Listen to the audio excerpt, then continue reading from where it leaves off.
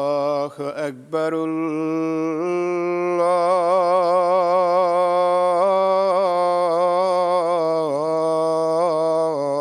الله أكبر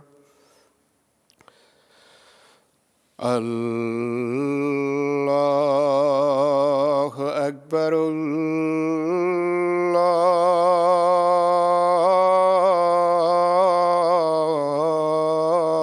الله أكبر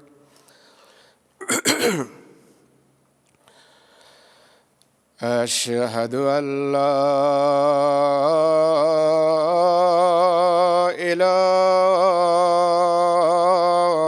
إله إلا الله أشهد أن لا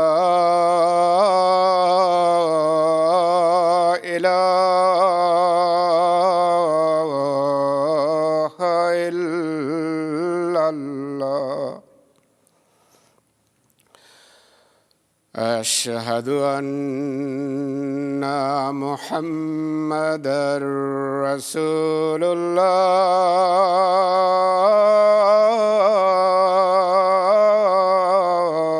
الله أشهد أن محمدًا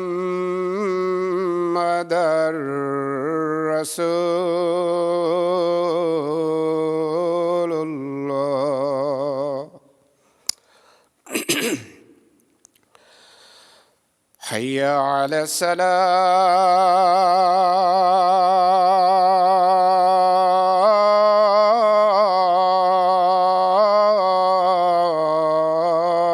الصلاة حي على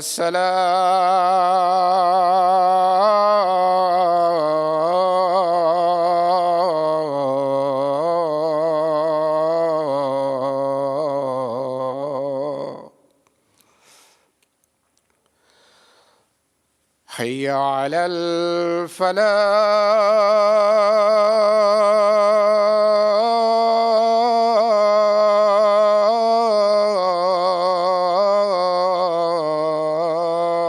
الفلاح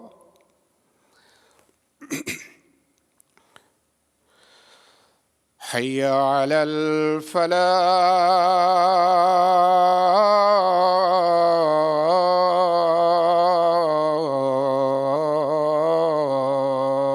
الفلاح الله أكبر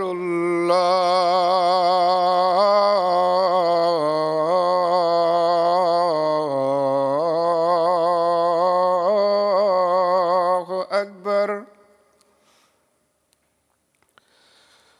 لا إله إلا الله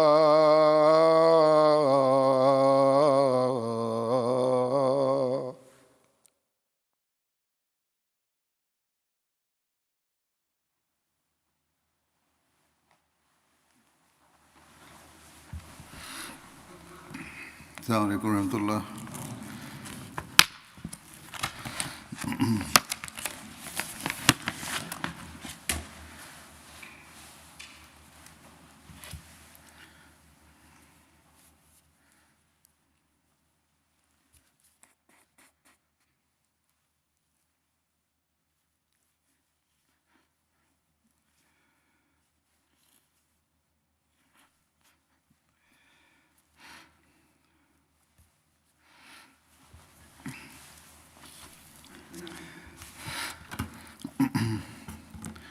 أشهد أن لا إله إلا الله وحده لا شريك له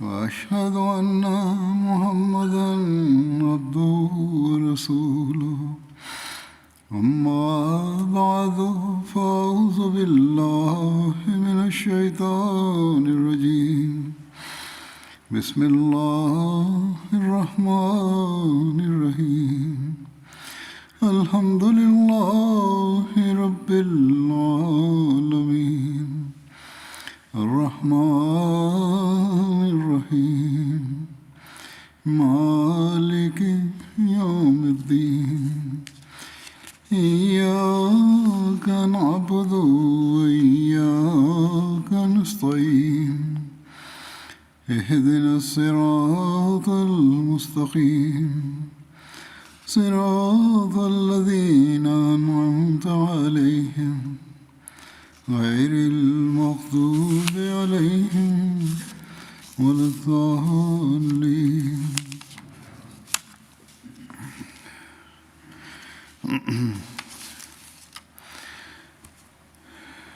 حضرت ابوبکر رضی اللہ عنہ کا ذکر ہو رہا تھا، اور یہی آج بھی ذکر چل رہے گا. غزوہ حمراء الاسد، اس کے بارے میں لکھا ہے کہ رسول اللہ صلی اللہ علیہ وسلم ہفتہ کے دن احد سے واپس تشریف لائے. اتوار کے دن جب فجر طلوع ہوئی تو حضرت بلال نے اذان دی اور بیٹھ کر نبی کریم صلی اللہ علیہ وسلم کے باہر تشریف لانے کا انتظار کرنے لگے.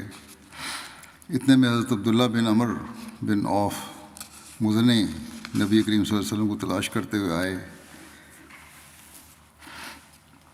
جب آپ صلی اللہ علیہ وسلم باہر تشریف لائے تو انہوں نے کھڑے ہو کر آپ صلی اللہ علیہ وسلم کو خبر دی کہ وہ اپنے گھر والوں کی طرف سے آ رہے تھے.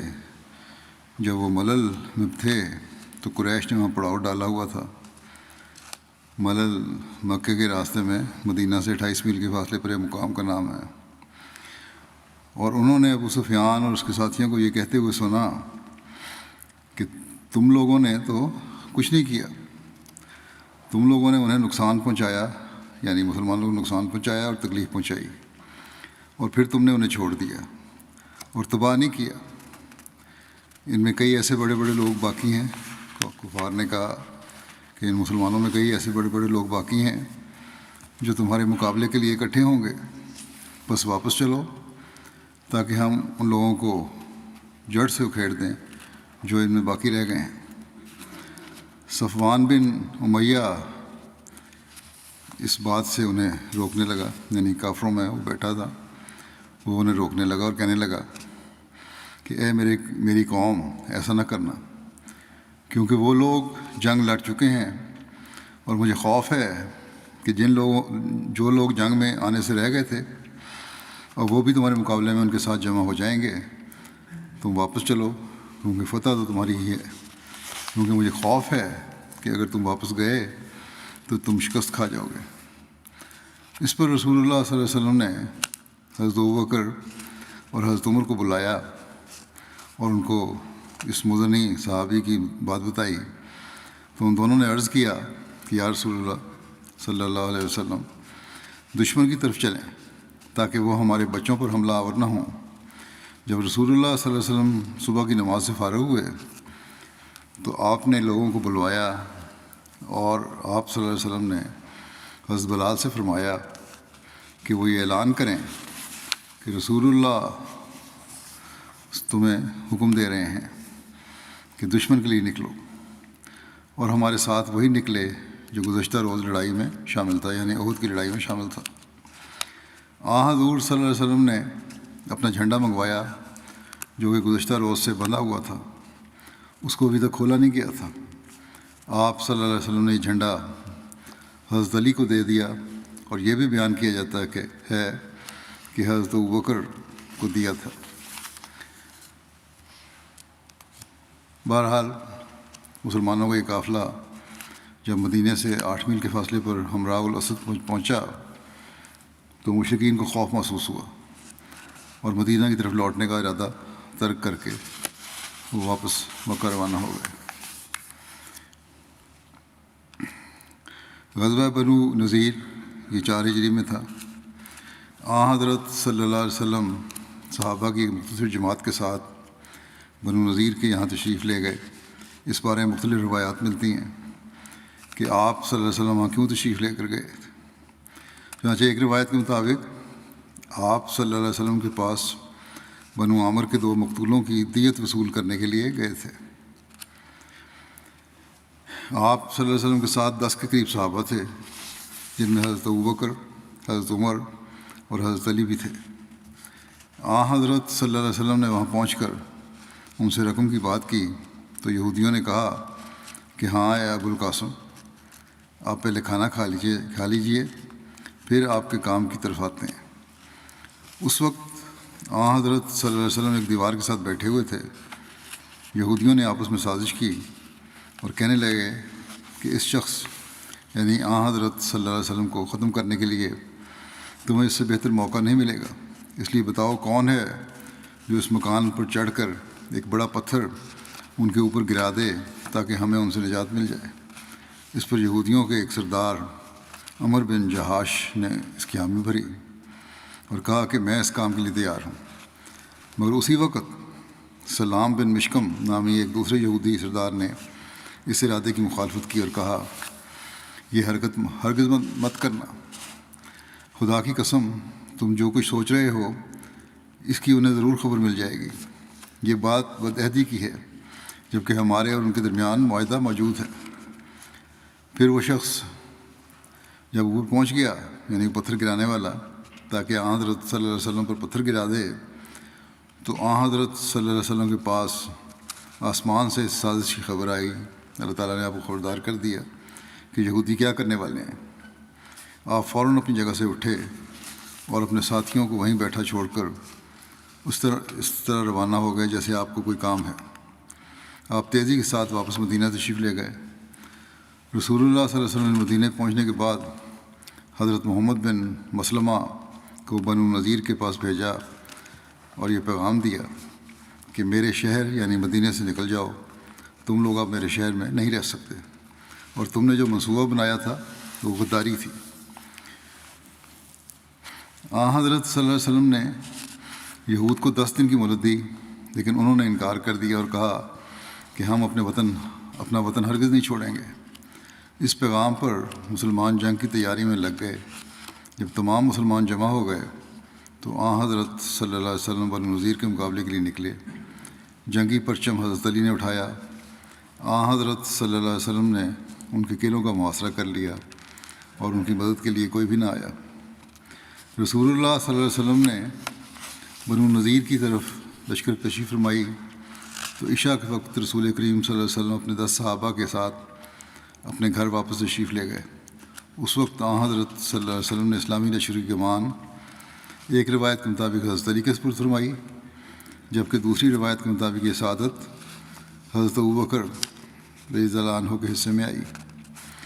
ادھر حضرت صلی اللہ علیہ وسلم ان کا سختی کے ساتھ محاصرہ کیے رہے اور اللہ تعالیٰ نے ان کے دلوں میں یعنی یہودیوں کے دلوں میں مسلمانوں کا رعب پیدا کر دیا، اور آخر کار انہوں نے رسول اللہ صلی اللہ علیہ وسلم سے درخواست کی کہ ان کو اس شرط پر جلا وطن ہونے کی اجازت دے دی جائے اور جان بخشی کر دی جائے کہ سوائے ہتھیاروں کے انہیں ایسا تمام سامان لے جانے دیا جائے جو اونٹوں پر لادا جا سکتا ہے۔ حضرت صلی اللہ علیہ وسلم نے ان کی شرط اور درخواست منظور فرما لی۔ ایک روایت کے مطابق آپ نے 15 روز تک ان کا محاصرہ کیا، جبکہ بعض روایات میں دنوں کی تعداد میں اختلاف پایا جاتا ہے۔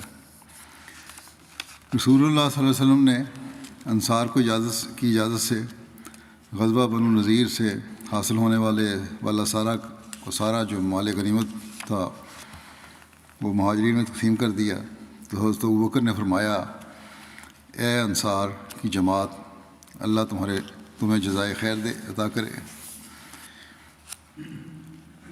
غزوہ بدر الموعد یہ 4 ہجری کا واقعہ ہے۔ اس غزوے کا سبب یہ ہے کہ ابو سفیان بن حرب جب غزوہ احد سے واپس آنے لگا تو اس نے بآواز بلند کہا کہ آئندہ سال ہماری اور تمہاری ملاقات بدر الصفراء کے مقام پر ہوگی، ہم وہاں جنگ کریں گے۔ رسول اللہ صلی اللہ علیہ وسلم نے حضرت عمر فاروق کو فرمایا اسے کہو ہاں انشاءاللہ۔ اسی پر لوگ جدا ہو گئے، قریش واپس آ گئے اور انہوں نے اپنے لوگوں کو اس وعدے کے بارے میں بتا دیا۔ بدر مکے اور مدینہ کے درمیان ایک مشہور کنواں ہے جو وادی صفرا اور جار جو مقام ہے اس کے درمیان واقع ہے۔ بدر میں مدینہ کے جنوب مغرب میں 150 کلومیٹر کے فاصلے پر واقع ہے۔ زمانہ جاہلیت میں اس جگہ ہر سال یکم ذی قعدہ سے 8 روز تک ایک بڑا میلہ لگا کرتا تھا۔ بہرحال جوں وعدے کا وقت قریب آ رہا تھا، ابو سفیان رسول اللہ صلی اللہ علیہ وسلم کی طرف نکلنے کو ناپسند کر رہا تھا۔ خوف پیدا ہو رہا تھا اس کو۔ وہ یہی چاہتا تھا کہ اس مقررہ وقت میں آپ سے ملاقات نہ ہی ہو۔ ابو سفیان ظاہر کر رہا تھا کہ وہ ایک لشکر جرار لے کر آپ پر حملہ آور ہونے کی تیاری کر رہا ہے، تاکہ یہ خبر اہل مدینہ تک پہنچا دے کہ وہ ایک بہت بڑا لشکر جمع کر رہا ہے، اور عرب کے گوشے گوشے میں خبر پھیلا دی جائے تاکہ مسلمانوں کو اس سے خوف زدہ کیا جا سکے۔ ایک روایت کے مطابق حضرت ابوبکر اور حضرت عمر بھی رسول اکرم صلی اللہ علیہ وسلم کی خدمت میں حاضر ہوئے۔ انہوں نے عرض کی، یا رسول اللہ تعالیٰ اپنے دین کو غالب کرے گا، اپنے نبی صلی اللہ علیہ وسلم کو عزت دے گا۔ ہم نے قوم کے ساتھ وعدہ کیا تھا اور ہم اس کی خلاف ورزی پسند نہیں کرتے۔ وہ یعنی کفار اسے بزدلی شمار کریں گے۔ آپ صلی اللہ علیہ وسلم وعدہ کے مطابق تشریف لے چلیں، بخدا اس میں ضرور بھلائی ہے۔ یہ جذبات سن کر آپ صلی اللہ علیہ وسلم بہت خوش ہوئے۔ رسول اللہ صلی اللہ علیہ وسلم کو جب اس بات کی خبر ملی، یعنی کہ ابو سفیان وغیرہ کے لشکر کی تیاری کے بارے میں، تو آپ صلی اللہ علیہ وسلم نے حضرت عبداللہ بن رواحہ کو اپنے پیچھے مدینہ کا امیر مقرر فرمایا۔ ایک روایت کے مطابق عبداللہ بن ابی بن سلول کو امیر مقرر فرمایا اور اپنا جھنڈا حضرت علی کو عطا فرمایا، اور مسلمانوں کے ہمراہ بدر کی جانب روانہ ہوئے۔ آپ کے ہمراہ 1500 مسلمان تھے۔ مسلمانوں نے بدر کے مقام پر لگنے والے میلے میں خرید و فروخت کی اور تجارت میں کافی نفع کمایا، اور 8 روز قیام کرنے کے بعد واپس مدینہ آ گئے۔ وہ جو میلہ جو لگا ہوا تھا وہاں مسلمانوں نے پھر تجارت بھی کی کہ اگر جنگ ہوئی تو وہ تو ہونی ہے، لیکن اگر نہیں ہوتی تو کم از کم تجارت وہاں ہو جائے، اور اس سے مسلمانوں کو بڑا فائدہ ہوا۔ پھر لکھا ہے کہ غزوہ احد میں ابو سفیان نے مسلمانوں کو اگلے سال دوبارہ ملنے کا جو چیلنج دیا تھا، اس کی مزید تفصیل ہے، اور یہ تفصیل حضرت بشیر صاحب نے لکھی ہے۔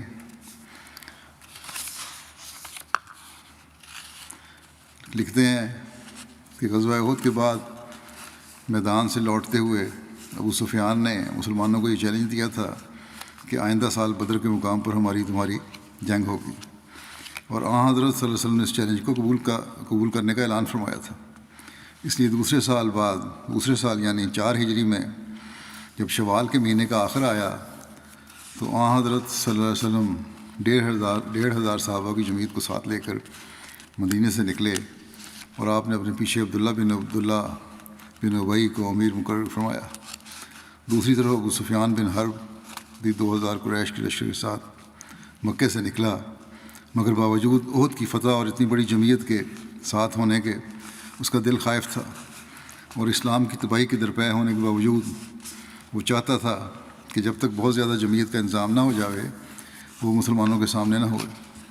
چنانچہ ابھی وہ مکے میں ہی تھا کہ اس نے ایک شخص نعیم نامی کو جو ایک غیر جانبدار قبیلے سے تعلق رکھتا تھا مدینے کی طرف روانہ کر دیا، اور اسے تاکید کی کہ جس طرح بھی ہو مسلمانوں کو ڈرا دھمکا کر اور جھوٹ سچ بنا کر جنگ سے نکلنے کے لیے باز رکھے۔ چنانچہ ایک شخص مدینے میں آیا اور قریش کی تیاری اور طاقت اور ان کے جوش و خروش کے جھوٹے قصے سنا کر اس نے مدینے میں ایک بے چینی کی حالت پیدا کر دی، حتیٰ کہ بعض کمزور طبیعت لوگ اس غزوے میں شامل ہونے سے خائف ہونے لگے۔ لیکن جب حضرت صلی اللہ علیہ وسلم نے نکلنے کی تاریخ فرمائی اور آپ صلی اللہ علیہ وسلم نے اپنی تقریر میں فرمایا کہ ہم نے کفار کے چیلنج کو قبول کر کے اس موقع پر نکلنے کا وعدہ کیا ہے، اس لیے ہم اس سے تخلف نہیں کر سکتے، اور خواہ مجھے اکیلا جانا پڑے میں جاؤں گا۔ اور دشمن کے مقابلے پر اکیلا سینہ سپر ہوں گا۔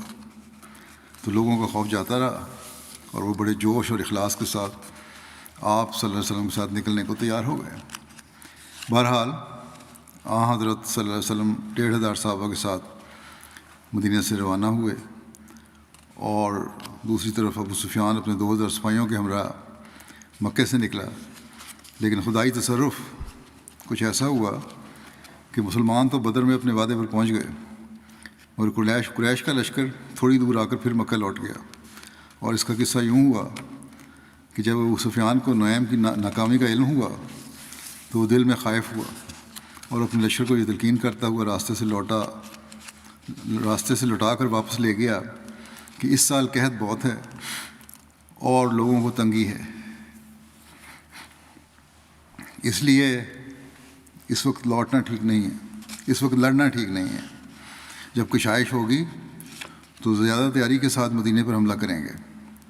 اسلامی لشکر 8 دن تک بدر میں ٹھہرا، اور چونکہ وہاں ماہ ذوالقعدہ کے شروع میں ہر سال میلہ لگا کرتا تھا، جس کا پہلے ذکر ہو چکا ہے، تو ان ایام میں بہت سے صحابیوں نے اس میلے میں تجارت کر کے کافی نفع کمایا، حتیٰ کہ انہوں نے اس 8 روزہ تجارت میں اپنے راس المال کو 2 گنا کر لیا۔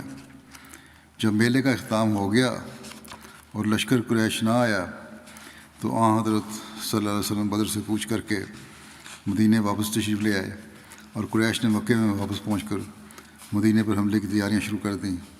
یہ غزوہ بدر الموعد کہلاتا ہے۔ غزوہ بنو مستلق ایک ہے جو 5 ہجری میں شعبان 5 ہجری میں ہوا۔ اس کے بارے میں آتا ہے کہ غزوہ بنو مستلق کا دوسرا نام غزوہ مریسی بھی ہے۔ بنو مستلق خزاعہ کی شاخ تھی۔ یہ قبیلہ ایک کنویں کے پاس رہتا تھا جس کو مریسی کہتے تھے۔ یہ فرو سے ایک یوم کے مسافت پر تھا، اور فرو اور مدینہ کے درمیان قریباً 96 میل کا فاصلہ تھا۔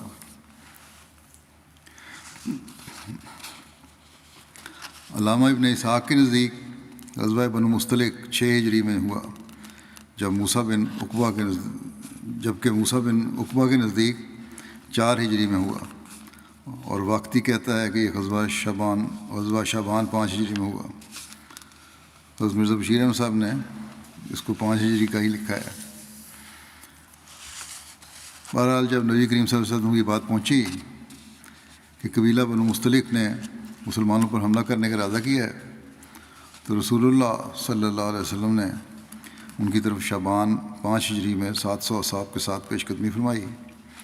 حضرت صلی اللہ علیہ وسلم نے مہاجرین کا جھنڈا حضرت ابوبکر رضی اللہ عنہ کو سپرد فرمایا۔ ایک دوسری روایت کے مطابق آپ نے مہاجرین کا جھنڈا حضرت عمار بن یاسر کو دیا، اور انصار کا جھنڈا حضرت سعد بن عبادہ کو سپرد فرمایا۔ واقعہ افق، اس کے بارے میں جو تفصیل ہے وہ اس طرح ہے۔ غزوہ بنو مستلق سے واپسی پر حضرت عائشہ بنت حضرت ابوبکر پر منافقین کی طرف سے تہمت لگائی گئی۔ یہ واقعہ تاریخ میں واقعہ افق کے نام سے معروف ہے۔ چنانچہ صحیح بخاری میں حضرت عائشہ سے روایت ہے۔ یہ روایت گو کہ ایک صحابی کے ضمن میں پہلے بیان ہو چکی ہے، لیکن یہاں حضرت ابوبکر رضی اللہ عنہ کے حوالے سے بھی بیان ضروری ہے۔ رسول اللہ صلی اللہ علیہ وسلم جب کسی سفر پر روانہ ہونے کا ارادہ فرماتے، آپ اپنی ازواج مطہرات کے درمیان قرعہ ڈالتے، جو روایت میں لکھا ہے۔ حضرت عائشہ سے روایت ہے یہ۔ اور پھر جس کا قرعہ نکلتا آپ اس کو اپنے ساتھ لے جاتے۔ آپ نے ایک غزوے میں ہمارے درمیان قرعہ ڈالا جو آپ صلی اللہ علیہ وسلم نے کیا تھا، تو حضرت عائشہ کہتی ہیں کہ میرا قرعہ نکلا، میں آپ کے ساتھ گئی۔ حجاب کے حکم کے نازل ہونے کے بعد کہتی میں ہودج میں اٹھائی جاتی اور اسی میں اتاری جاتی۔ ہم چلتے رہے یہاں تک کہ جب رسول اللہ صلی اللہ علیہ وسلم اپنے اس غزوے سے فارغ ہوئے اور واپس تشریف لائے اور ہم مدینے کے قریب ہوئے، ایک رات آپ صلی اللہ علیہ وسلم نے کوچ کا حکم فرمایا۔ میں کھڑی ہوئی جب لوگوں نے کوچ کا اعلان کیا، پھر میں چل پڑی یہاں تک کہ لشکر سے آگے نکل گئی۔ پھر جب میں اپنی ضرورت سے فارغ ہوئی تو ہودج کی طرف آئی اور میں نے اپنے سینے کو ہاتھ لگایا تو کیا دیکھتی ہوں کہ میرا اصفار کے نگینوں کا ہار ٹوٹ کر گر گیا ہے۔ بہرحال کہتی ہیں میں واپس گئی اور اپنا ہار ڈھونڈنے لگی۔ اس کی تلاش نے مجھے روکے رکھا، اور وہ لوگ آئے جو میری سواری کو تیار کرتے تھے، جس میں بیٹھتی تھی یہ ہودج میں، اور انہوں نے میرا ہودج اٹھایا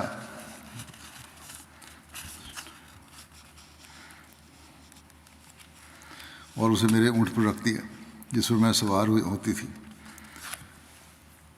کہتی ہیں کہ انہوں نے سمجھا کہ میں اس میں ہوں، کیونکہ عورتیں ان دنوں میں ہلکی پھلکی ہوا کرتی تھیں اور ان پر زیادہ گوشت نہ ہوتا تھا، اور وہ تھوڑا سا ہی کھانا کھایا کرتی تھیں۔ بہرحال لوگوں نے ہودج کے بوجھ کو غیر معمولی نہ سمجھا جب اسے اٹھایا۔ انہوں نے اس کو اٹھایا، اور میں کم عمر لڑکی تھی، انہوں نے اونٹ کو اٹھایا اور چل پڑے، اور میں نے اپنا ہار پا لیا۔ بعد اس کے کہ لشکر چلا گیا، میں ان کے پڑاؤ پر آئی اور وہاں کوئی بھی نہیں تھا۔ پھر میں اپنے پڑاؤ کی طرف گئی جس میں تھی، اور میں نے خیال کیا کہ وہ مجھے نہ پائیں گے تو میرے پاس واپس آئیں گے۔ اس حال میں کہ میں بیٹھی ہوئی تھی، میری آنکھ لگ گئی اور میں سو گئی۔ صفوان بن معطل سلمی زکوانی لشکر کے پیچھے تھے۔ وہ صبح میرے پڑاؤ پر آئے اور انہوں نے ایک سوئے ہوئے انسان کا وجود دیکھا۔ وہ میرے پاس آئے اور حجاب کے حکم سے پہلے انہوں نے مجھے دیکھا ہوا تھا۔ میں ان کے انا للہ پڑھنے پر جاگ اٹھی۔ جب انہوں نے اپنی اونٹنی بٹھائی، انہوں نے اس اونٹنی کا پاؤں موڑا اور میں اس پر سوار ہو گئی۔ جب وہ بیٹھ گئی اونٹنی، اور میری سواری کو لے کر چل پڑے، یہاں تک کہ ہم لشکر میں پہنچے۔ بعد اس کے کہ لوگ ٹھیک دوپہر کے وقت آرام کرنے کے لیے پڑاؤ کیے ہوئے تھے۔ پھر جس کو ہلاک ہونا تھا وہ ہلاک ہو گیا، اور اس افق کا بانی عبداللہ بن ابی بن سلول تھا۔ ہم مدینے پہنچے۔ میں وہاں 1 ماہ بیمار رہی، اور لوگ افق لگانے والوں کی باتوں میں لگے رہے، اور میری بیماری میں یہ بات مجھے بے چین کرتی کہ میں نبی صلی اللہ علیہ وسلم سے وہ مہربانی نہ دیکھتی جو میں آپ سے دیکھتی تھی۔ جب میں بیمار ہوتی، آپ اندر تشریف لاتے اور سلام کہتے، پھر فرماتے تم کیسی ہو۔ مجھے اس واقعہ کا، یعنی واقعہ افق کا، کچھ بھی علم نہ تھا، یہاں تک کہ جب میں کمزور ہو گئی تو میں اور مستہ مناسے کی طرف گئیں، جو ہماری قضائے حاجت کی جگہ تھی۔ ہم نہ نکلتے مگر رات سے رات تک رات کا انتظار کیا کرتے تھے، اور یہ اس سے پہلے کی بات ہے کہ ہم نے اپنے گھروں کے قریب بیت الخلاء بنائے تھے۔ گھروں میں بیت الخلاء نہیں ہوتے تھے اس وقت۔ بہرحال کہتی ہیں اس سے قبل ہماری حالت پہلے عربوں کی سی تھی، جو جنگل میں یا باہر الگ جا کر قضائے حاجت کیا کرتے تھے۔ میں اور مستہ بنت ابو رحم دونوں گئیں۔ ہم چل رہی تھیں کہ وہ اپنی اوڑھنی سے ہٹکی، اور اس نے کہا مستہ ہلاک ہو گیا۔ میں نے اس سے کہا کیا ہی بری بات ہے جو تم نے کہی ہے؟ کیا تم ایسے شخص کو برا کہہ رہی ہو جو بدر میں موجود تھا؟ تو اس نے کہا اے بھولی بھالی لڑکی، کیا آپ نے سنا نہیں جو لوگوں نے کہا؟ تب اس نے مجھے افق والوں کی بات بتائی۔ اس پر میری بیماری مزید بڑھ گئی۔ پھر جب میں اپنے گھر واپس آئی، رسول اللہ صلی اللہ علیہ وسلم میرے پاس تشریف لائے، اور آپ نے سلام کیا، اور آپ نے فرمایا تم کیسی ہو؟ میں نے عرض کیا مجھے اپنے والدین کے پاس جانے کی اجازت دیں۔ پھر حضرت عائشہ نے کہا مجھے اجازت دیں کہ والدین کے پاس چلی جاؤں۔ میں اس وقت چاہتی تھی کہ میں ان دونوں یعنی اپنے والدین کی طرف سے خبر کا یقینی ہونا معلوم کروں۔ تو رسول اللہ صلی اللہ علیہ وسلم نے مجھے اجازت دے دی۔ میں اپنے والدین کے پاس آئی تو میں نے اپنے والدہ سے کہا لوگ کیا باتیں کر رہے ہیں؟ انہوں نے کہا کہ اے میری بیٹی، اس معاملہ میں اپنی جان پر بوجھ نہ ڈالو۔ اللہ کی قسم کم ہی ایسا ہوا ہے کہ کبھی کسی آدمی کے پاس کوئی خوبصورت عورت ہو جس سے وہ محبت کرتا ہو اور اس کی سوکھنے ہوں، اور پھر اس کے خلاف باتیں نہ کریں۔ میں نے کہا سبحان اللہ، لوگ ایسی بات کا چرچا کر رہے ہیں۔ انہوں نے بیان فرمایا، یعنی حضرت عائشہ نے بیان فرمایا کہ میں نے وہ رات اس طرح گزاری کہ صبح ہو گئی اور میرے آنسو نہ تھمتے تھے، اور نہ مجھے ذرا سی بھی نیند آئی۔ پھر صبح ہوئی تو رسول اللہ صلی اللہ علیہ وسلم نے حضرت علی بن ابو طالب اور حضرت اسامہ بن زید کو بلایا۔ جب وہی میں تاخیر ہوئی آپ صلی اللہ علیہ وسلم ان دونوں سے اپنی بیوی کو چھوڑنے کے بارے میں مشورہ کرنا چاہتے تھے۔ جہاں تک حضرت اسامہ کا تعلق تھا تو انہوں نے مشورہ دیا اس کے مطابق جو وہ جانتے تھے کہ آپ صلی اللہ علیہ وسلم کا تعلق کیا ہے حضرت عائشہ سے، اور حضرت عائشہ کی حالت کو بھی جانتے ہوں گے کہ نیک پارسا عورت ہیں۔ بہرحال حضرت اسامہ نے عرض کیا کہ یا رسول اللہ صلی اللہ علیہ وسلم آپ کی بیوی ہیں، اور اللہ کی قسم ہم سوائے بھلائی کی اور کچھ نہیں جانتے۔ اور جہاں تک حضرت علی بن ابو طالب کا تعلق ہے تو انہوں نے عرض کیا یا رسول اللہ صلی اللہ علیہ وسلم اللہ نے آپ پر کچھ تنگی نہیں رکھی، اور اس کے سوا اور عورتیں بھی ہیں، بہت ہیں، اور اس خادمہ سے پوچھیے وہ آپ سے سچ کہہ دے گی۔ اس پر رسول اللہ صلی اللہ علیہ وسلم نے بریرہ کو بلایا اور آپ نے فرمایا اے بریرہ کیا تم نے اس میں کوئی بات دیکھی جو تمہیں شک میں ڈالے؟ بریرہ نے عرض کیا نہیں، اس کی قسم جس نے آپ صلی اللہ علیہ وسلم کو حق کے ساتھ بھیجا ہے، میں نے ان میں سے اس سے زیادہ کوئی اور بات نہیں دیکھی جس کو میں عیب سمجھوں کہ وہ کم عمر لڑکی ہے، گوندا ہوا آٹا چھوڑ کر سو جاتی ہے، بکری آتی ہے اور وہ اسے کھا جاتی ہے۔ تو رسول اللہ صلی اللہ علیہ وسلم اسی روز کھڑے ہوئے اور عبداللہ بن ابی بن سلول کے بارے میں معذرت چاہیے، اور رسول اللہ صلی اللہ علیہ وسلم نے فرمایا کون مجھے اس شخص کے بارے میں معذور سمجھے گا جس کی اظہار رسانی میرے اہل کے بارے میں مجھے پہنچی ہے؟ اللہ کی قسم میں اپنے اہل میں سوائے بھلائی کے اور کوئی بات نہیں جانتا، اور لوگوں نے ایسے شخص کا ذکر کیا ہے جس کی بات میں بھلائی کے سوا کچھ نہیں جانتا، اور میرے گھر والوں کے پاس وہ نہیں آتا تھا مگر میرے ساتھ۔ حضرت سعد بن معاذ کھڑے ہوئے اور انہوں نے عرض کیا یا رسول اللہ بخدا میں اس سے آپ کو معذور ٹھہراؤں گا، اگر وہ اوس سے ہے تو ہم اس کی گردن مار دیں گے، اور اگر وہ ہمارے بھائیوں خزرج سے ہے تو آپ ہمیں ارشاد فرمائیں، ہم آپ کے ارشاد کے مطابق کریں گے۔ اس پر حضرت سعد بن عبادہ کھڑے ہو گئے اور وہ خزرج کے سردار تھے، اور اس سے پہلے وہ بھلے آدمی تھے، لیکن انہیں حمیت نے اکسایا اور انہوں نے کہا تم نے غلط کہا، اللہ کی قسم تم اسے نہیں مارو گے، یعنی آپس میں قبیلوں کی ٹھن گئی، اور نہ اس پر طاقت رکھتے ہو۔ حضرت اسید بن حزیر کھڑے ہوئے اور انہوں نے کہا تم نے غلط کہا، اللہ کی قسم ہم اسے ضرور ماریں گے، تو منافق ہے اور منافقوں کی طرف سے جھگڑتا ہے۔ اس پر دونوں قبیلے اوس اور خزرج بھڑک اٹھے یہاں تک کہ وہ لڑنے پر آمادہ ہو گئے، اور رسول اللہ صلی اللہ علیہ وسلم ممبر پر تھے، آپ صلی اللہ علیہ وسلم نیچے تشریف لائے، ان کو دھیما کیا یہاں تک کہ خاموش ہو گئے، اور آپ بھی خاموش ہو گئے۔ حضرت عائشہ کہتی ہیں میں سارا دن روتی رہی، یہ کہانی تو واقعہ تو آپ کو علم میں آ گیا، لیکن اصل بات تھی حضرت عائشہ کہتی ہیں کہ جو کچھ بھی ہو رہا تھا وہ تو ہوتا رہا، لیکن میں سارا دن روتی رہی، نہ میرے آنسو تھمے اور نہ مجھے نیند آئی۔ میرے ماں باپ میرے پاس آئے، میں 2 راتیں اور 1 دن روئی، یہاں تک کہ میں نے گمان کیا کہ یہ رونا میرے جگر کو پھاڑ ڈالے گا۔ آپ صلی اللہ علیہ وسلم نے فرمایا اس اثناء میں کہ وہ دونوں یعنی والدین جو تھے حضرت عائشہ کے میرے پاس بیٹھے ہوئے تھے، اور میں رو رہی تھی کہ ایک انصاری عورت نے اندر آنے کی اجازت چاہی، اور میں نے اسے اجازت دی، وہ بیٹھی اور میرے ساتھ رونے لگی۔ ہم اس حال میں تھے کہ رسول اللہ صلی اللہ علیہ وسلم تشریف لائے اور بیٹھ گئے۔ جب سے میرے متعلق کہا گیا اور جو کہا گیا آپ میرے پاس نہیں بیٹھے تھے، اور آپ 1 مہینہ اسی طریق پر رہے، میرے اس معاملے کے بارے میں آپ پر کوئی وحی نہیں ہوئی۔ حضرت عائشہ کہتی ہیں کہ آپ صلی اللہ علیہ وسلم نے تشہد پڑھا، پھر فرمایا اے عائشہ مجھے تمہارے متعلق یہ بات پہنچی ہے، اگر تم بری ہو تو ضرور اللہ تعالیٰ تمہاری بریت فرمائے گا، اور اگر تم سے کوئی لغزش ہو گئی ہو تو اللہ سے مغفرت مانگو اور اس کے حضور توبہ کرو، کیونکہ بندہ جب اپنے گناہ کا اقرار کرتا ہے تو پھر توبہ کرتا ہے تو اللہ بھی اس پر رجوع برحمت ہو جاتا ہے۔ جب رسول اللہ صلی اللہ علیہ وسلم اپنی بات ختم کر چکے میرے آنسو تھم گئے، یہاں تک کہ مجھے ان کا ایک قطرہ بھی محسوس نہ ہوا، اور میں نے اپنے باپ یعنی حضرت ابوبکر سے کہا کہ رسول اللہ صلی اللہ علیہ وسلم کو میری طرف سے جواب دیں۔ انہوں نے کہا بخدا میں نہیں جانتا کہ میں رسول اللہ صلی اللہ علیہ وسلم سے کیا کہوں۔ پھر میں نے اپنی ماں سے کہا آپ میری طرف سے رسول اللہ صلی اللہ علیہ وسلم کو جواب دیں جو آپ نے فرمایا ہے۔ انہوں نے کہا بخدا میں نہیں جانتی میں رسول اللہ صلی اللہ علیہ وسلم سے کیا کہوں؟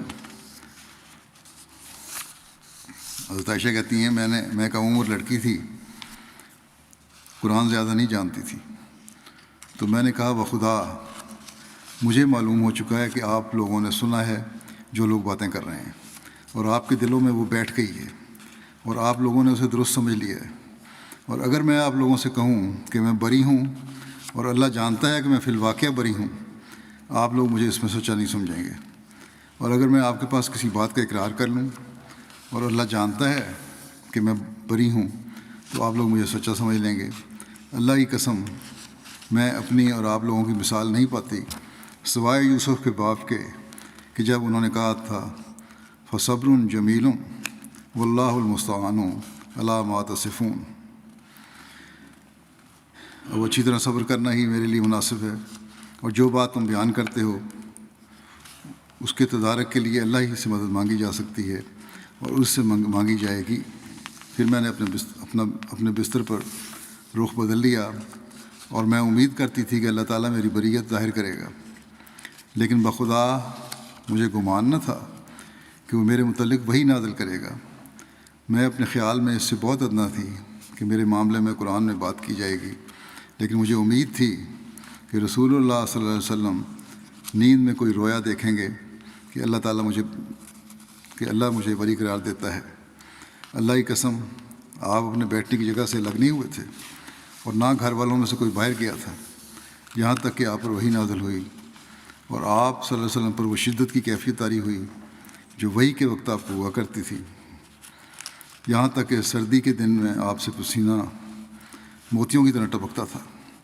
جب رسول اللہ صلی اللہ علیہ وسلم سے یہ کیفیت جاتی رہی تو آپ تبسم فرما رہے تھے، اور پہلی بات جو آپ نے کی وہ آپ کا مجھ سے یہ فرمانا تھا کہ عائشہ اللہ کی تعریف بیان کرو، کیونکہ اللہ نے تمہاری بریت ظاہر کر دی ہے۔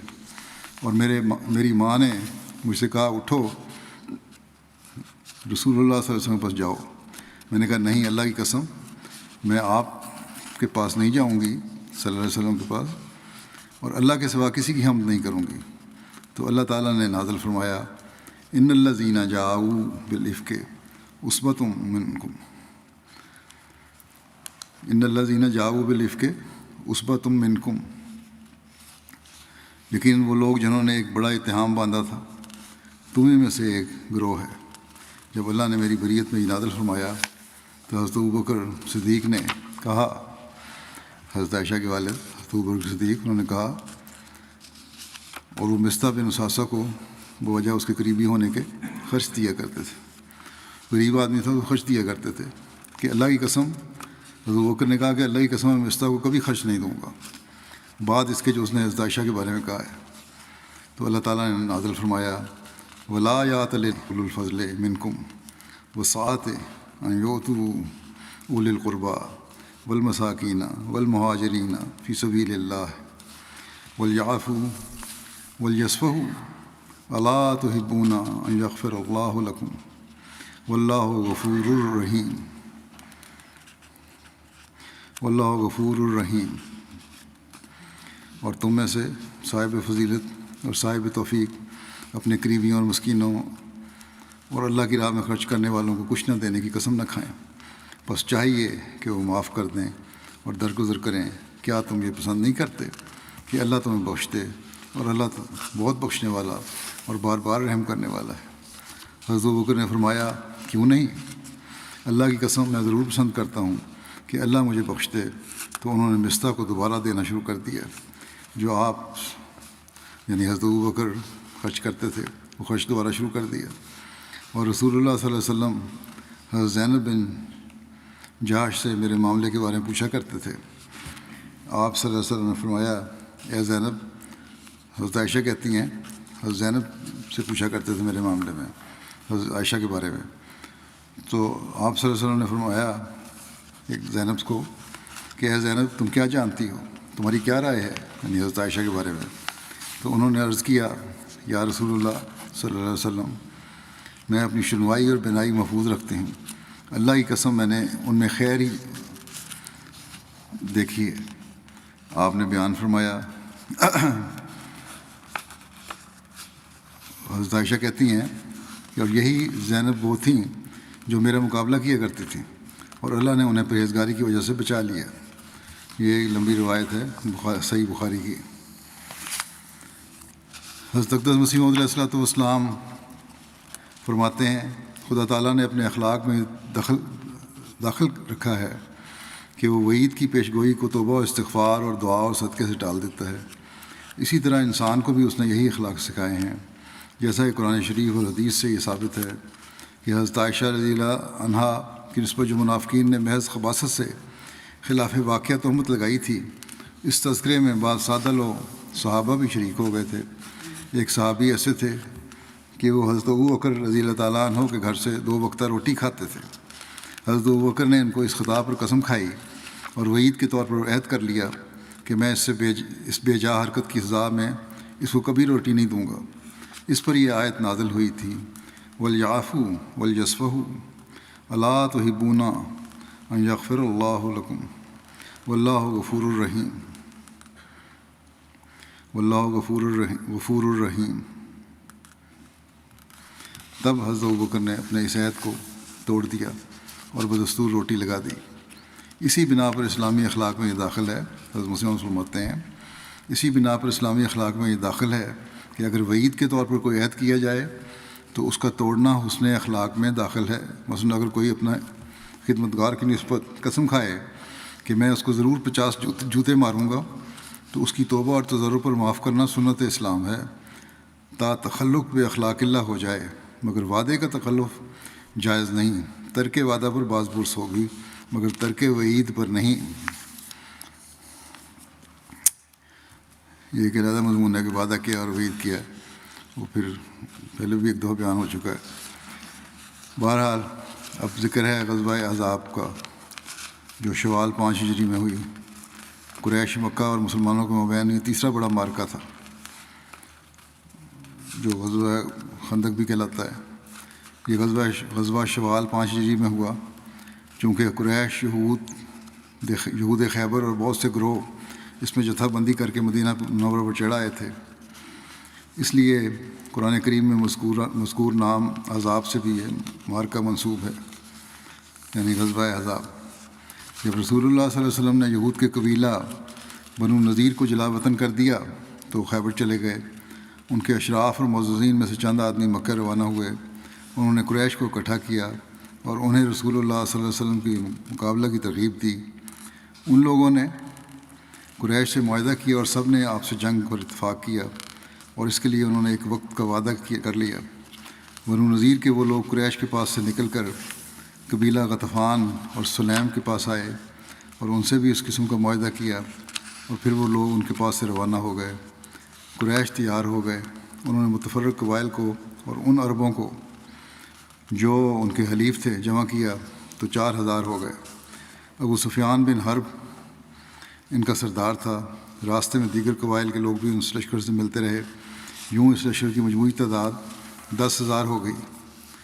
رسول اللہ صلی اللہ علیہ وسلم کو ان لوگوں کے مکے سے روانہ ہونے کی خبر پہنچی تو آپ نے صحابہ کرام کو بلایا۔ انہوں نے دشمن کی خبر دی اور انہیں دشمن کی خبر دی صحابہ کو، اور اس معاملے میں ان سے مشورہ کیا۔ اس پر حضرت سلمان فارسی نے خندق کی رائے دی جو مسلمانوں کو پسند آئی۔ عہد نبوی میں مدینہ کی شمالی سمت کھلی تھی، باقی 3 اطراف میں مکانات اور نخلستان تھے جن میں سے دشمن گزر نہ سکتا تھا۔ چنانچہ کھلی سمت میں خندق کھود کر شہر کے دفاع کا فیصلہ ہوا۔ رسول اللہ صلی اللہ علیہ وسلم نے 3000 مسلمانوں کے ساتھ مل کر خندق کھودنی شروع کی۔ حضرت صلی اللہ علیہ وسلم دیگر مسلمانوں کے ہمراہ خندق کھودنے کا کام کر رہے تھے تاکہ مسلمانوں کا حوصلہ بڑھے۔ کل 6 ایام میں یہ خندق کھودی گئی۔ اس خندق کی لمبائی تقریباً 6000 گز یا کوئی 3.5 میل تھی۔ حضرت ابوبکر نبی کریم صلی اللہ علیہ وسلم کے ساتھ رہے۔ خندق کھودنے کے دوران حضرت ابوبکر اپنے کپڑوں میں مٹی اٹھاتے تھے، اور آپ نے خندق کھودنے میں بھی باقی صحابہ کے ساتھ مل کر کام کیا تاکہ خندق کی کھدائی کا کام مقررہ وقت کے اندر جلد از جلد مکمل ہو جائے۔ خندق کھودنے میں کوئی مسلمان پیچھے نہیں رہا، اور حضرت ابوبکر اور حضرت عمر کو جب ٹوکریاں نہ ملتیں تو جلدی میں اپنے کپڑوں میں مٹی منتقل کرتے تھے، اور وہ دونوں نہ کسی کام میں اور نہ سفر و حضر میں ایک دوسرے سے جدا ہوتے تھے۔ رسول اللہ صلی اللہ علیہ وسلم نے خندق کی کھدائی میں سخت محنت کی، کبھی کدال چلاتے اور کبھی بیلچے سے مٹی جمع کرتے اور کبھی ٹوکری میں مٹی اٹھاتے۔ ایک دن آپ صلی اللہ علیہ وسلم کو بہت زیادہ تھکاوٹ ہو گئی تو آپ صلی اللہ علیہ وسلم بیٹھ گئے، پھر اپنے بائیں پہلو پر پتھر کا سہارا لیا تو آپ صلی اللہ علیہ وسلم کو نیند آ گئی۔ تو حضرت ابوبکر اور حضرت عمر آپ صلی اللہ علیہ وسلم کے سرانے کھڑے ہو کر لوگوں کو آپ صلی اللہ علیہ وسلم کے پاس سے گزرنے سے روکتے رہے کہ کہیں وہ آپ صلی اللہ علیہ وسلم کو جگا نہ دیں۔ قریش اور اس کے حامیوں کے 10,000 کے لشکر نے مدینہ کے مسلمانوں کو جب محاصرہ کر لیا تو اس محاصرے کے زمانے میں حضرت ابوبکر مسلمانوں کے لشکر کے ایک حصے کی قیادت کر رہے تھے۔ بعد میں اس جگہ جہاں حضرت ابوبکر نے قیادت فرمائی ایک مسجد بنا دی گئی جسے مسجد صدیق کہا جاتا تھا۔ یہ ذکر ابھی انشاءاللہ چلے گا آئندہ بھی۔ اس وقت میں بعض مرحومین کا بھی ذکر کرنا چاہتا ہوں۔ اس میں پہلا ذکر ہے مکرمہ مبارکہ بیگم صاحبہ جو مختار احمد گوندل صاحب کی اہلیہ تھیں۔ 11 جنوری کو ان کی وفات ہوئی ہے 93 سال کی عمر میں۔ انا للہ و انا الیہ راجعون۔ چودھری غلام محمد گوندل صاحب صحابی حضرت مسیح علیہ السلام کی بہو تھیں، جماعتی خدمت بہت شوق سے بجا لاتی تھیں۔ اپنے گاؤں چک 99 شمالی کی صدر لجنہ بھی رہی ہیں۔ 100 مصلات کی پابند، نیک اور غریب پرور اور مخلص خاتون تھیں۔ ثانی عمر بچوں اور بڑوں کو قرآن کریم پڑھانے کی توفیق پائی۔ مرحومہ موسیہ تھیں۔ عثمان خان میں 5 بیٹے اور 3 بیٹیاں شامل ہیں۔ افتخار احمد گوندل صاحب مربی سلسلہ سیر علوم ہیں آپ کے بیٹے، اور فواد احمد صاحب مربی سلسلہ کی دادی تھیں۔ اس کے علاوہ آپ کے خاندان میں پوتوں پوتیوں میں اور بھی مربیان ہیں، واقفین زندگی ہیں۔ اللہ تعالیٰ مرحومہ سے مغفرت و رحم کا سلوک فرمائے اور ان کی دعائیں اپنی نسل کے لیے قبول فرمائے۔ دوسرا ذکر ہے میر عبدالوحید صاحب کا جو 12-13 جنوری کی رات کو جن کی وفات ہوئی۔ انا للہ و انا الیہ راجعون۔ 58 سال ان کی عمر تھی۔ ان کے خاندان میں احمدی کا نفوذ ان کے پردادا میر احمد دین صاحب کے ذریعے سے ہوا، جنہوں نے حضرت خلیفۃ المسیح اول کے دور میں 1911 میں احمدی قبول کی تھی۔ اپنے خاندان میں اکیلے احمدی تھے۔ اس طرح ننیال کی طرف سے احمدی کا نفوذ ان کے نانا حضرت شیخ اللہ بخش صاحب آف بنو سے ہوا۔ عبدالوحید صاحب کے دادا کا نام عبدالکریم صاحب تھا۔ انہیں تبلیغ کا بہت شوق تھا، اس لیے یہ دادا ان کے پشاور میں مولوی عبدالکریم کے نام سے مشہور تھے۔ ذاتی مطالعہ بہت کرتے تھے، اپنی لائبریری بنائی ہوئی تھی۔ 1974 میں جب اسمبلی میں وفد پیش ہو رہا تھا خلیفۃ المسیح ثالث کی سرکردگی میں، تو بعض نایاب کتب کی ضرورت تھی جو ان کی لائبریری سے اصول ملی۔ یہ ان کے بہنوئی نے یہ روایت دی ہے۔ 9 ستمبر 2020 کو توہین رسالت کا جھوٹا الزام لگنے کی وجہ سے 295 تحت سی کے تحت میر عبدالوحید صاحب کی فیملی کے خلاف مقدمہ بنایا گیا اور ملاؤں اور عوام الناس نے ان کے گھر کا گھیراؤ کر لیا، لیکن پولیس نے ان کو وہاں فیملی کسی طرح وہاں سے نکالا اور راولپنڈی پہنچا دیا۔ کچھ دنوں کے بعد راولپنڈی سے ہی ان کے گھر سے رات کو چھاپہ مار کے پولیس نے ان کے بیٹے عبدالمجید صاحب کو گرفتار کر لیا۔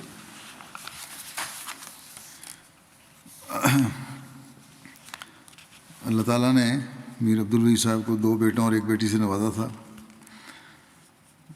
ان کے ایک بیٹے جن کا ابھی ذکر کیا ہے عبدالمجید صاحب اسیر رائے مولا تھے، گرفتار کر لیا، ابھی تک اسیر رائے مولا ہیں، جیل میں ہی تھے تب ان کے والد کی وفات ہو گئی، شامل بھی ہو سکتے۔ اللہ تعالیٰ مرحوم سے مخلوق کا سلوک فرمائے اور ان کے لوائقین کو بھی صبر اور حوصلہ عطا فرمائے، اور جو بیٹے ان کے اسیر ہیں 20 سال تقریباً عمر ہے، اللہ تعالیٰ ان کی رہائی کے بھی جلد سامان پیدا فرمائے۔ تیسرا ذکر ہے کرم سید وقار احمد صاحب کا جو امریکہ میں تھے۔ 17 جنوری کو 58 سال کی عمر میں ان کی وفات ہوئی ہے ہارٹ اٹیک کی وجہ سے۔ انا للہ و انا الیہ راجعون۔ ان کی اہلیہ وقار احمد خان کی اہلیہ حضرت مرزا بشیر احمد صاحب کی نواسی، ان کے نواسی کی بیٹی، اور حضرت مرزا شریف احمد صاحب کی پوتی کی بیٹی تھیں ہیں، اس لحاظ سے ان کا تعلق حضرت مسیح صاحب کے خاندان سے ہے۔ ان کی شادی ہوئی شاہ صاحب کی یہاں اس خاندان میں۔ ان کی بیوی شازیہ خان کہتی ہیں کہ خلیفہ المسیح رابع نے مجھے دعا کے لیے کہا رشتے کے لیے، اور پھر دعاؤں کے بعد جب میں نے حامی بھری تو خلیفہ المسیح رابع نے اس رشتے کو منظور فرمایا، یعنی حضرت خلیفہ المسیح رابع نے یہ رشتہ کروایا تھا۔ وقار لکھتی ہیں کہ وقار صاحب نے 33 سال کی شادی شدہ زندگی میں میری انگلی پکڑ کر مجھے چلایا، ہر ضرورت اور خواہش کا خیال رکھا، بے مثال باپ تھے، کبھی اپنے لیے کچھ نہیں کیا، اور سادہ سے انسان تھے، اپنی کوئی خواہش نہیں تھی، اور اگر کوئی تھی بھی تو گھر والوں پہ قربان کر دیتے تھے۔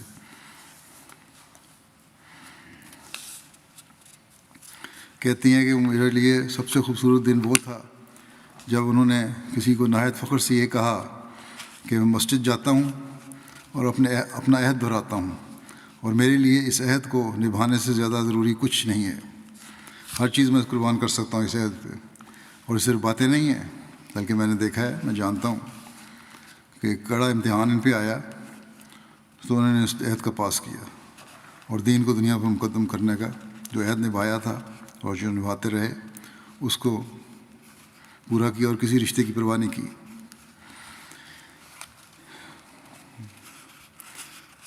خلافت کی اطاعت سے کبھی باہر قدم نہیں رکھا۔ کہتی ہیں کہ جو بات ان کو کبھی سمجھ نہیں بھی آتی تھی اس کی بھی اطاعت کرتے تھے، کہ ہمارا کام اطاعت کرنا ہے۔ نہایت شکر گزاری والی طبیعت تھی، اور ہر وقت کہتی ہیں مجھے بھی اس کی تلقین کرتے تھے۔ مالی قربانی میں کبھی کوتاہی نہیں کی۔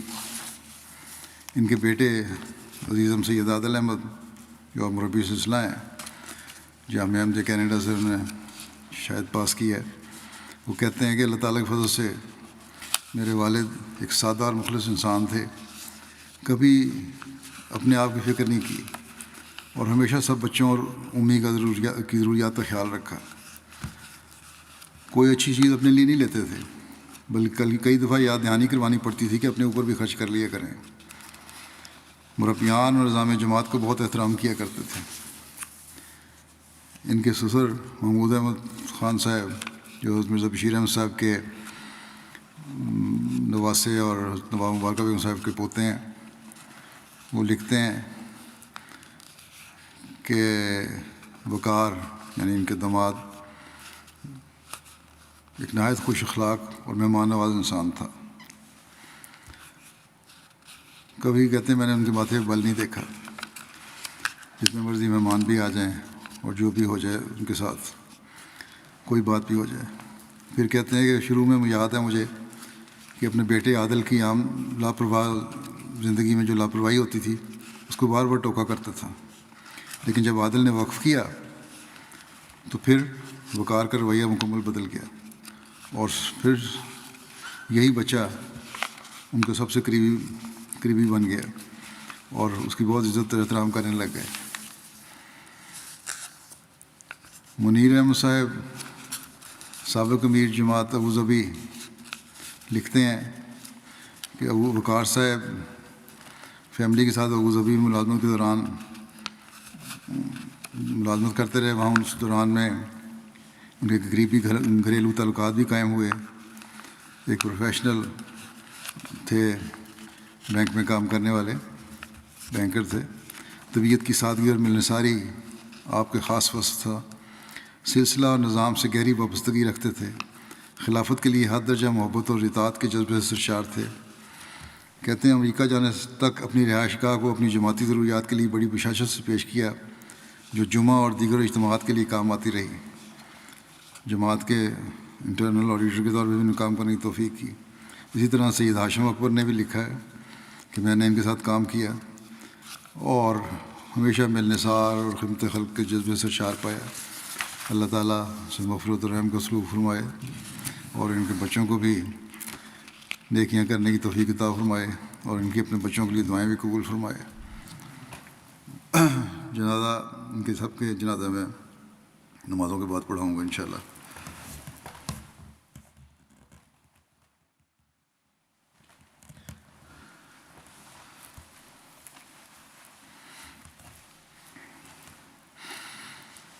الحمد لله نحمده ونستعينه ونستغفره ونؤمن به ونتوكل عليه ونعوذ بالله من شرور أنفسنا ومن سيئات أعمالنا من يهده الله فلا مضل له ومن يضلله فلا هادي له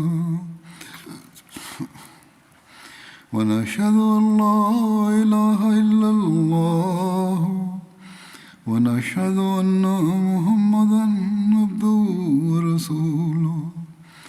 عباد الله رحمكم الله إن الله يأمر بالعدل والإحسان وإيتاء ذي القربى وينهى عن الفحشاء والمنكر والبغي يعظكم لعلكم تذكرون.